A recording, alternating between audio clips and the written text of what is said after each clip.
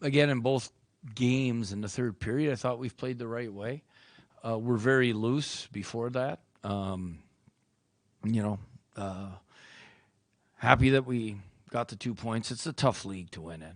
And I know we've won a lot this year, but it really is. And with the schedule as challenging as it is right now, we're playing 4 games a week, and it's 4 and 6 nights consecutively for 5 weeks. So we're not going to have the most energy we usually do have. I don't think we skated very well tonight, but it's understandable at times. But you got to give credit to those guys. We find a way to win hockey games, and it's not an easy league to win in, and we find ways to do it. That's the positive side of things.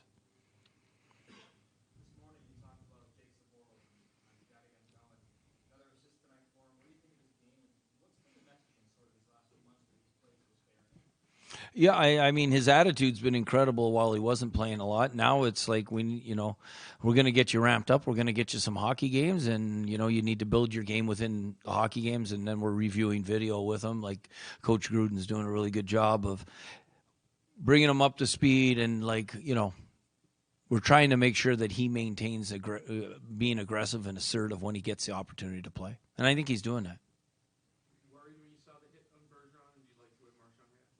Yes. You don't hit our captain late. That was a 3-second late hit, and I love the fact that Marchand made the guy pay a price for doing it. That in combination with him trying to give up the empty netter to get Pastrnak 50, kind of emblematic of Marchand as a teammate. Yes. And emblematic of this team. They're incredibly selfless. You see guys sacrifice their bodies blocking shots, and you see plays like that. It's not the first time we've seen guys pass up empty net goals to try and get somebody else, whether it's they're trying to get to 20 goals, 50 goals, 800 points, 1,000 points. There's a lot of milestones this year. That's a career high in goals for Pastrnak this single season, and I believe he tied his career high in points this single season as well. So what does that mean to you as a coach, and where do you see his ceiling? Well, his ceiling's higher than the point total now. I wouldn't be surprised for him to eclipse it year after year. Obviously, this year he's probably going to end up around 110 is what I think, but we'll see how that develops. Well, what matters most is that he's a brilliant player who's incredibly creative, and he's an incredible teammate. So we're very lucky to have him. We have him. Our fans are lucky to get to watch him for another 8 years.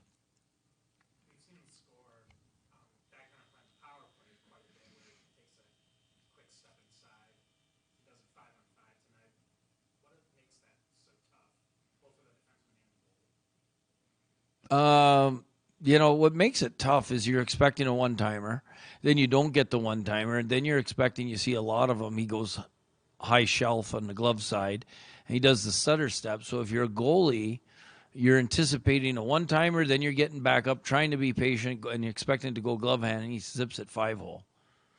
That's hard to process all that within a second and a half. But he makes it look like it's 5 seconds. That's how slow it is in his brain, and that's why he's elite. Do you equate the backsliding on the power play tonight to the lack of a skating game tonight? No, lack of execution by the players on the ice. It's that simple. Our entries and breakout were poor, and it led to sloppiness and frustration for everybody because we're not building any momentum because all we're doing is breaking out.